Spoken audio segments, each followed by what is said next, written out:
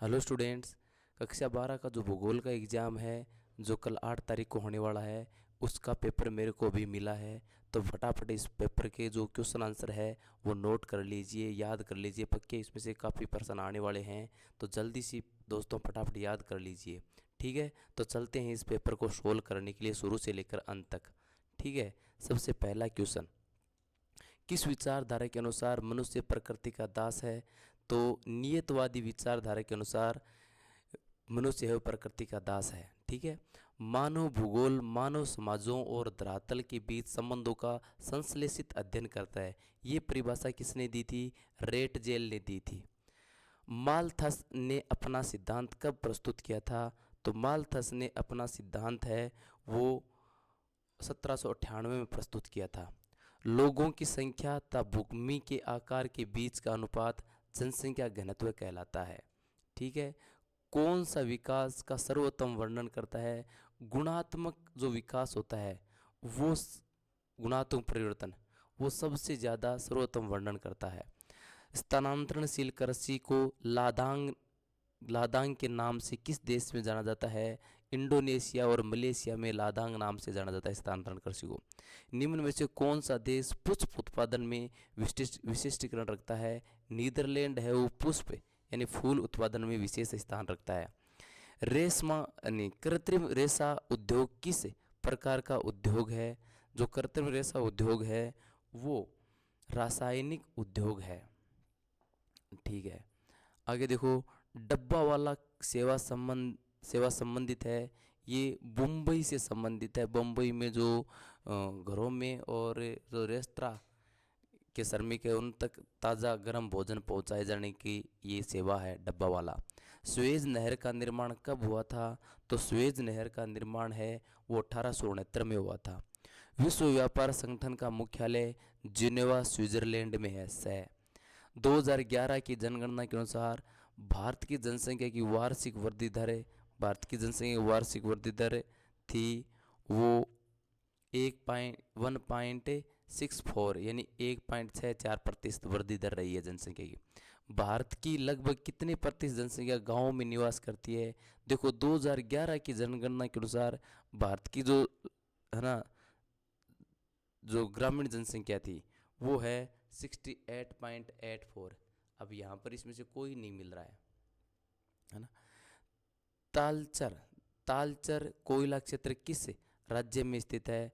तालचर कोयला क्षेत्र है वो उड़ीसा में स्थित है।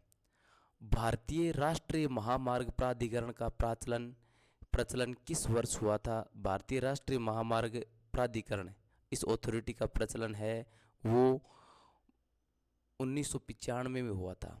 तूतीकोरन पाटन का विकास किस पाटन के दबाव को कम करने के लिए किया गया था? तो चेन्नई पाटन के दबाव को कम करने के लिए किया गया था। धारवी गंदी बस्ती स्थित है। धारवी गंदी बस्ती है वो मुंबई की है। ये मुंबई की एक बस्ती है। नगला क्या है? नगला है वो एक पल्ली बस्ती का नाम है, पल्ली बस्तियों का नाम है नगला। ठीक है, अब रिक्त स्थान भरने। दूसरा, संकल्पनात्मक ढंग से संतुलित बनाने का प्रयास करता है। कौन करता है? नव निश्चयवाद है वो संकल्पनात्मक ढंग से एक संतुलन बनाने का प्रयास करता है।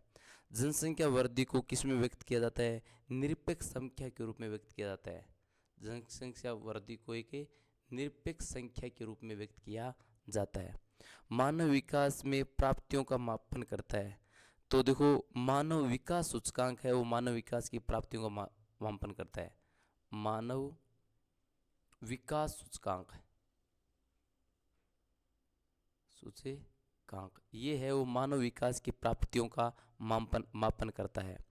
विकास का अर्थ है परिवर्तन है जो मूल्य सापेक्ष होता है। विकास का अर्थ है वो गुणात्मक परिवर्तन है। कौन सा परिवर्तन है? गुणात्मक परिवर्तन है जो मूल्य के सापेक्ष होता है। सार्वजनिक क्षेत्र के जो उद्योग है वो सरकार के अधीन होते हैं।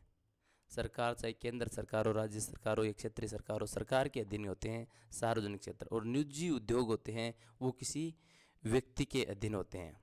ठीक है। छठा, क्रियाकलाप में उत्पादन और विनिमय दोनों शामिल है। तो जो तृतीयक क्रियाकलाप है, तृतीयक या सेवा क्षेत्र के जो क्रियाकलाप है वो क्रियाकलाप है, उसमें उत्पादन और विनिमय दोनों शामिल होते हैं। पर्शिया की खाड़ी पर एक तेल शोधन पाटन है। जो पर्शिया की खाड़ी में बहुत से तेल शोधन पाटन हैं, उनमें से देखो Abu Dhabi, Bahrain, Kuwait, Oman, Qatar कई है। अबू धाबी है ना, बहरीन है ना, कुवैत है, ओमान है, तो ये कई है ना पर्शिया की खाड़ी में। 2011 की जो भारत में जनसंख्या गणना हुई थी, तो भारत में नगरीकरण का कितना प्रतिशत था? तो 2011 के अनुसार भारत में नगरीकरण था वो 31.16% था।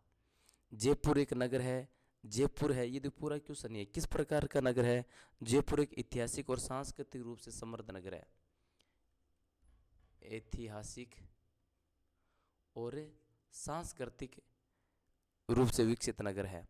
भारत में वर्तमान में भारत में किशोर जनसंख्या का कितना प्रतिशत है? तो किशोर जनसंख्या यानी 10 से जो 19 साल के बच्चे हैं भारत में, वो 22% है किशोर जनसंख्या। किशोर यानी 10 से 19 साल, 10 से 19 साल 22% भारत में बच्चे हैं।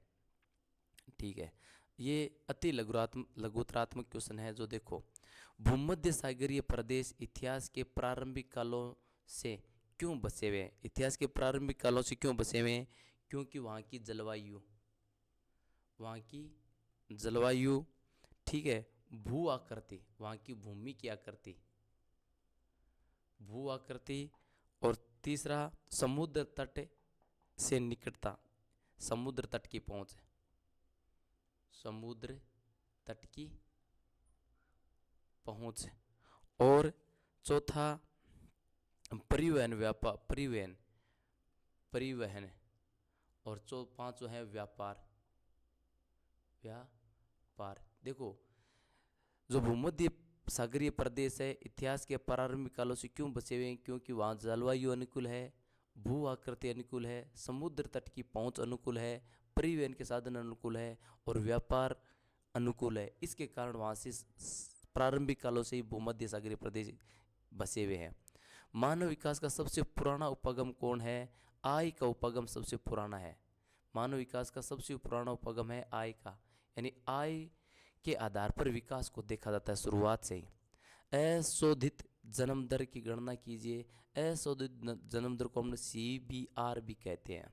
तो CBR की गणना कैसे होती है? CBR की होती है जीवित जन्मे बच्चों की संख्या, कि किसी विशेष क्षेत्र में जीवित जन्मे बच्चे, जीवित जन्मे बच्चे हैं, उनमें भाग देना है उस क्षेत्र के वर्ष के बीच की जनसंख्या, वर्ष के बीच की जनसंख्या उस क्षेत्र में कितनी है, और उसको गुणा करना है 1000, यानी हर 1000 के पीछे उस क्षेत्र में कितने जीवित बच्चे हैं। तो ये होता है CBR, अशोधित जन्म दर। अशोधित जन्म दर का सूत्र ये याद कर लेना। मानव विकास के प्राचीनतम ज्ञात आर्थिक क्रियाएं कौन सी थी?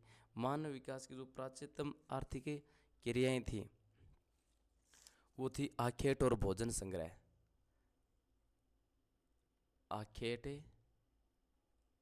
आखेट करना और भोजन इकट्ठा करना, ये सबसे ज़्यादा आर्थिक क्रियाएं थी। बस किसी एक मार्ग पाटन या विमान पाटन का उदाहरण दीजिए। जो मार्ग पाटन है, तो उस मार्ग पाटन में सबसे बड़ा उदाहरण है मुंबई जो बंदरगाह है, वो देख लो, बम्बई बंदरगाह। और यदि वायु पाटन का उदाहरण देना है तो देखो दिल्ली का जो इंदिरा गांधी, इंदिरा गांधी, IG कह सकते हो, इंदिरा गांधी जो हवाई अड्डा है, अंतर्राष्ट्रीय हवाई अड्डा, अंतर्राष्ट्रीय हवाई अड्डा, ये हो सकता है। ठीक है ना। तो ये उदाहरण दे दीजिए। यदि आपको जल मार्ग से देखना है तो एक मार्ग है वो मुंबई बंदरगाह हो सकता है, और यदि आपको विमान पाटन देखना है तो उसमें दिल्ली इंदिरा गांधी अंतर्राष्ट्रीय हवाई अड्डा।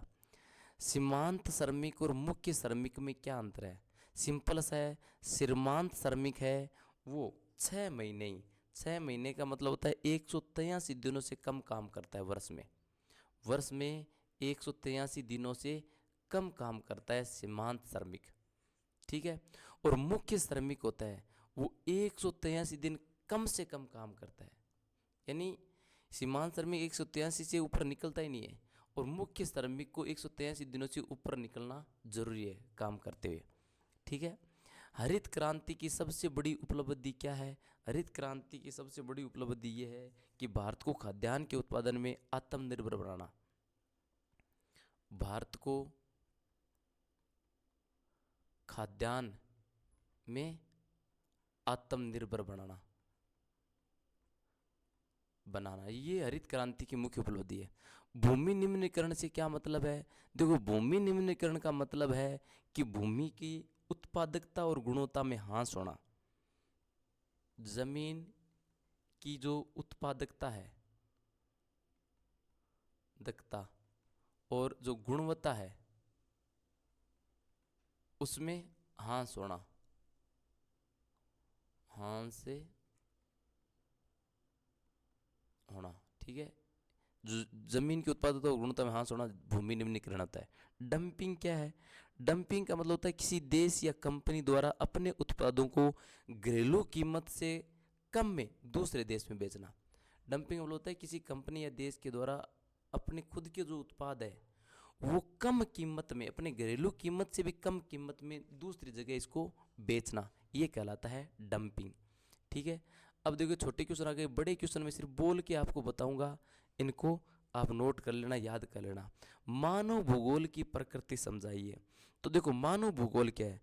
मानव भूगोल भूगोल की एक शाखा है जो मानव पर्यावरण संबंध, स्थानिक वितरण और मानव समाज के विकास पर ध्यान केंद्रित करती है। देखो, मानव भूगोल भूगोल की एक शाखा है जो मानव पर्यावरण संबंध, स्थानिक वितरण, मानव समाज के विकास पर ध्यान केंद्रित करती है, ठीक है। ये क्लियर हो गया। पांचवा, बाजारीय सब्जी कृषि नगरीय क्षेत्रों के समीप ही क्यों की जाती है? बाजारीय सब्जी है, बाजार में सब्जी सुबह सुबह बेची जाती है, वो कृषि नगरीय क्षेत्रों में ही बेची जाती, के पास ही बेची जाती है। कारण ये होता है, इसका सिंपल सा कारण यही है कि वहाँ मांग ज़्यादा होती है। नगरीय क्षेत्रों के समीप इसलिए की जाती है कि नगरीय क्षेत्रों के पास मांग ज़्यादा होती है, मांग अधिक होती है। दूसरा, उसमें परिवहन की लागत कम होती है। यदि नज़दीक होगी तो परिवहन की लागत क्या होगी? कम होगी, परिवहन की लागतें कम, ठीक है। और तीसरा कारण है, ताज़ा सब्जियां सीधे उपभोक्ता तक पहुंचेगी। सब्जियां क्या रहेगी? ताज़ा रहेगी, ताज़ा सब्जी सीधी उपभोक्ता तक पहुंचेगी, ठीक है। और चौथा इसका कारण है, ठीक है, ये तीन ही कारण आप लिख लेना, बहुत ही है ना। आधुनिक निर्माण की कई तीन विशेषता बताइए। आधुनिक निर्माण की तीन विशेषता कौन कौन सी है? देखो, आधुनिक निर्माण है वो उच्च उत्पादक है, उच्च मात्रा में उत्पादक होता है, उच्च उत्पादन उत्पादक मात्रा, उत्पादन की मात्रा आज के टाइम में ज़्यादा है। दूसरी, दक्षता, आज का जो उत्पादन है ना, निर्माण है, उसमें दक्षता ज़्यादा है, स्किल ज़्यादा है। और तीसरा, आज के उत्पादन की निर्माण की जो मुख्य है वो उन्नत प्रौद्योगिकी, यानी जो टेक्नोलॉजी है वो बहुत अच्छी है। आज की टाइम का जो निर्माण है उसमें उन्नत प्रौद्योगिकी, ठीक है। थोक व्यापार की मुख्य विशेषता बताइए ना। एक खुदरा व्यापार होता है, एक थोक व्यापार होता है। थोक व्यापार सिंपल सा है कि ज़्यादा मात्रा में सामान खरीदा जाता है और आगे उसको सीधा थोक बेचा जाता है, खुदरा नहीं बेचा जाता है, छोटी मात्रा में नहीं बेचा जाता है, ठीक है। इसमें क्या होता है, यह बड़ी मात्रा में सामान खरीदने और फिर छोटी मात्रा में व्यवसायों और अन्य थोक विक्रेताओं को बेचने की प्रक्रिया है। बड़ी मात्रा में सामान खरीदा जाता है और छोटी मात्रा में उस सामान को व्यवसायों और दुकानों में बेचा जाता है, और ये बेचने की प्रक्रिया है। अंतिम उपभोक्ता को ये सामान नहीं बेचता है थोक व्यापार में। जल संभर प्रबंधन से क्या तात्पर्य है? जल संभर प्रबंधन से क्या तात्पर्य है? किसी जल क्षेत्र में जल और मिट्टी के संसाधनों का एकीकृत और सतत प्रबंधन करना, ताकि जल की उपलब्धता, गुणवत्ता और पारिस्थितिकी तंत्र को सुरक्षित किया जा सके। जल संभर प्रबंधन है वो जल क्षेत्र में जल और मिट्टी के संसाधनों का एकीकृत और सतत प्रबंधन करना, ताकि जल की उपलब्धता, गुणवत्ता और पारिस्थितिकी तंत्र को सुरक्षित किया जा सके। ठीक है। सड़कों का महत्व बताना है। देखो, सड़कें किस लिए महत्वपूर्ण है? क्योंकि ये आवागमन में बहुत सहायक होती है, आवागमन में सहायक होती है। दूसरा, सड़कों से व्यापार तेजी से होता है। तीसरा, सड़कें सामाजिक विकास का अंग है, सामाजिक विकास का प्रतीक है सड़कें। जितनी अच्छी सड़कें होंगी, देखो अमेरिका में बहुत अच्छी सड़कें हैं, तो इसका मतलब हो गया भी अमेरिका बहुत विकसित देश है। जो देश विकसित है वहाँ की सड़कें देख सकते हो आराम से, है ना। और भूमि परिवहन का आधार, परिवहन का आधार, सड़कों के बिना कोई ट्रांसपोर्ट नहीं हो सकता, परिवहन नहीं हो सकता। और आपातकालीन सेवाएं भी सड़कों से होती है, कालीन सेवाएं भी सड़कों से होती है। तो ये सड़कों का महत्व है बहुत ज़्यादा। भारत में अंतर्राष्ट्रीय व्यापार के बदलते प्रारूप को समझाइए। भारत में जो अंतर्राष्ट्रीय व्यापार है वो तेज गति से बदल रहा है।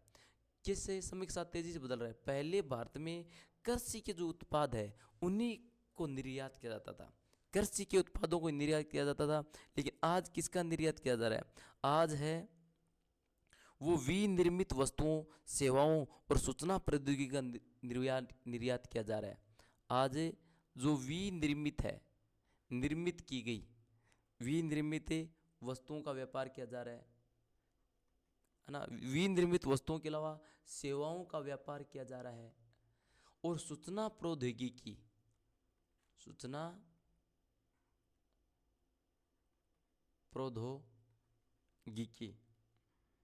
का निर्यात प्रमुख है। ठीक है।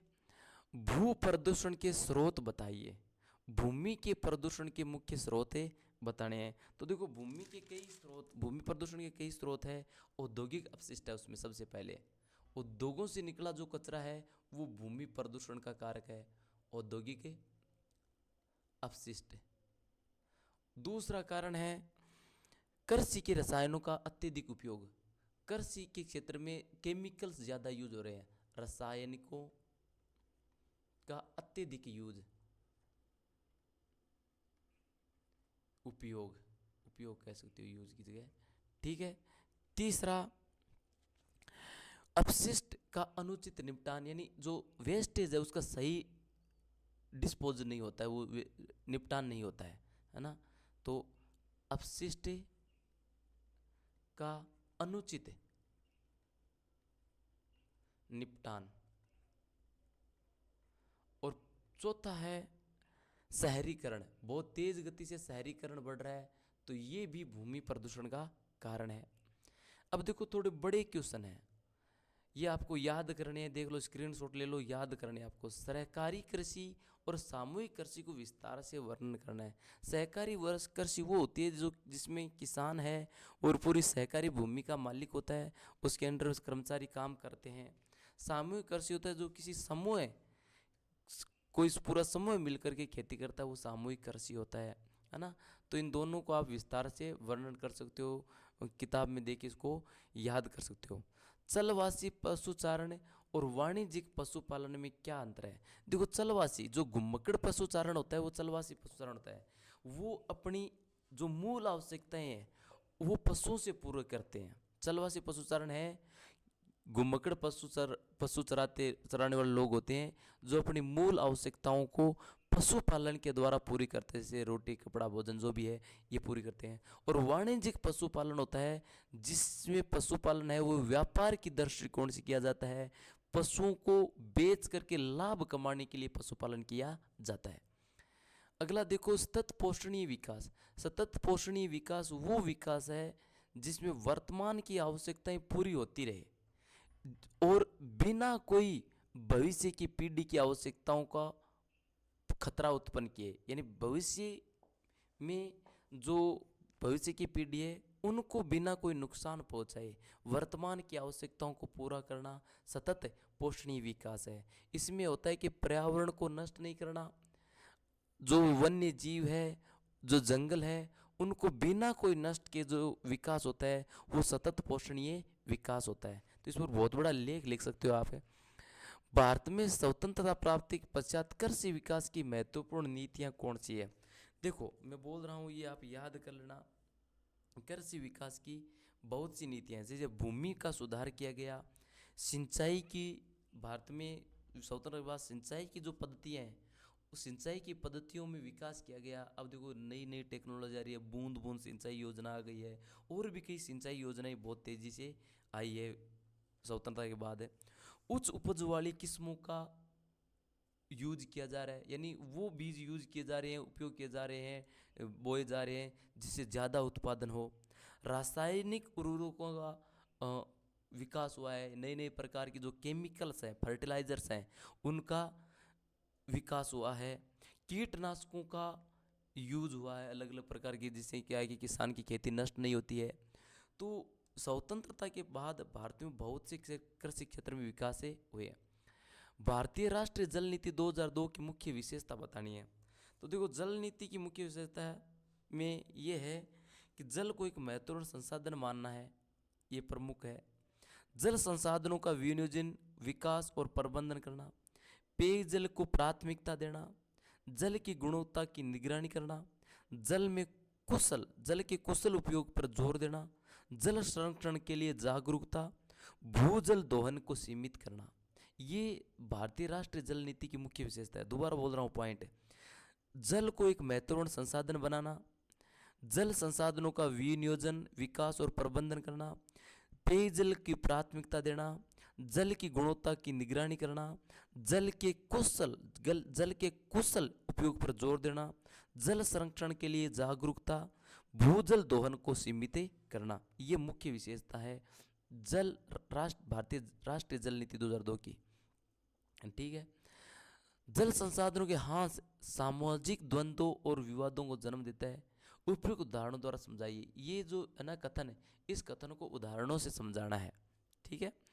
आगे देखो, पर्यटन आकर्षक है, पर्यटन आकर्षण के 4 कारक बताने कि पर्यटन को कैसे आकर्षित किया जा सकता है। तो पहला कारण है आकर्षित करने का, वो प्राकृतिक सुंदरता। प्राकृतिक सुंदरता ही पर्यटकों को आकर्षित करती है। जैसे मान लो जो क्षेत्र है, पहाड़ी क्षेत्र है, जहाँ हरियाली रहती है, जहाँ झीलें होती है ना, जहाँ सुंदरता होती है, वहाँ पर पर्यटक ज़्यादा जाते हैं। जैसे मान लो राजस्थान में जो सबसे सुंदर क्षेत्र है वो उदयपुर है। उदयपुर जो सबसे ज़्यादा झीलों की नगरी है, वहाँ हरियाली रहती है, पहाड़ी क्षेत्र है, घूमने के स्थल हैं, वहाँ पर पर्यटक ज़्यादा जाते हैं। दूसरा है सांस्कृतिक विरासत, यानी जहाँ अच्छी संस्कृति हो, विभिन्न प्रकार के लोगों का रहन सहन, खान पान, विभिन्न प्रकार की परंपराएं, है ना, उन मेले मान लो, है ना, तो इनको देखने के लिए दूर दूर से पर्यटक आते हैं। तो सांस्कृतिक विरासत इसका दूसरा कारक है। तीसरा ऐतिहासिक स्थल, जो ऐतिहासिक स्थल है, जैसे मान लो अलग अलग प्रकार के गढ़ हैं, किले हैं, जैसे जोधपुर का मेहरानगढ़ है, बीकानेर का लालगढ़ है ना, हनुमानगढ़ का भटनेर है, जैसलमेर का जो स्वर्ण दुर्ग है ना। तो ये जो गढ़ हैं, ये ऐतिहासिक स्रोत हैं, ये पर्यटकों को आकर्षित करते हैं। तीसरा मनोरंजन गतिविधियाँ, जो मनोरंजन करने वाली गतिविधियाँ होती है, जिसमें क्या होता है कि नृत्य, गायन, भजन, वहाँ पर पर्यटक ज़्यादा जाते हैं। तो ये पर्यटकों को प्रभावित करने वाले 4 कारक मैंने बता दिए हैं: प्राकृतिक सुंदरता, सांस्कृतिक विरासत, ऐतिहासिक स्थल और मनोरंजन गतिविधियाँ। इसके अथवा में उद्योगों की स्थिति को प्रभावित करने वाले कारक है। उद्योगों की स्थिति को कौन प्रभावित करता है? उद्योगों की स्थिति को प्रभावित करता है कच्चा माल, यानी उद्योग वहाँ स्थापित किए जाते हैं जहाँ उचित मात्रा में कच्चा माल अवेलेबल हो, उपलब्ध हो। दूसरा, अच्छे कौशल श्रमिक उपलब्ध हो, श्रम। और तीसरा कारण है परिवहन, यानी परिवहन के साधन उपलब्ध हो, ट्रांसपोर्ट की बढ़िया सुविधा हो, रोड सड़कें अच्छी बनी हुई हो, वहाँ पर उद्योग स्थापित किया जाता है। और चौथा है बाजार को देखा जाता है कि बाजार कितना दूर है, जहाँ ज़्यादा सामान बिकता है वहाँ पर उद्योग स्थापित किए जाते हैं। तो 4 मुख्य कारण, इनको आप विस्तृत वर्णन कर सकते हो। सूखा संभावित क्षेत्र कार्यक्रम के विस्तार से वर्णन कीजिए। सूखा संभावित क्षेत्र तो वो क्षेत्र है जहाँ पर अकाल पड़ जाता है, बाढ़ आ जाती है, सूखा पड़ जाता है, उत्पादन होता ही नहीं है। वहाँ पर सरकार है वो विशेष कार्यक्रम चलाती है लोगों की सहायता के लिए। आगे देखो, भरमौर जनजातीय क्षेत्र विकास कार्यक्रम को विस्तार से चर्चा करनी है। भरमौर है वो हिमाचल प्रदेश की जो भरमौर क्षेत्र है, हिमाचल प्रदेश में जो भरमौर क्षेत्र है, वहाँ की जनजाति, जो जनजातियाँ रहती है उनका विकास करना, उनको समाज की मुख्य धारा में लाना, उनके लिए जो शिक्षा है, स्वास्थ्य है ना, जो बेसिक आवश्यकताएं वो पूरी करना, उनको समाज की मुख्य धारा में लाना, उसका कार्यक्रम होता है भरमौर जनजातीय क्षेत्र विकास कार्यक्रम। ठीक है, ये है राजस्थान के क्षेत्र जो आपको मानचित्र में अंकित करने हैं, और ये है विश्व मानचित्र। तो इन दोनों को आप देख सकते हो, अंकित कर सकते हो। मैप है नहीं तो मैं बताता। ठीक है, धन्यवाद। ये आपके फ्रेंड्स को सभी को शेयर करना पक्के, इसमें से काफ़ी क्वेश्चन आने वाले हैं। सभी प्रकार के 12वीं के एग्जाम के मैं पेपर बताऊंगा। मेरे चैनल को लाइक शेयर और सब्सक्राइब करना।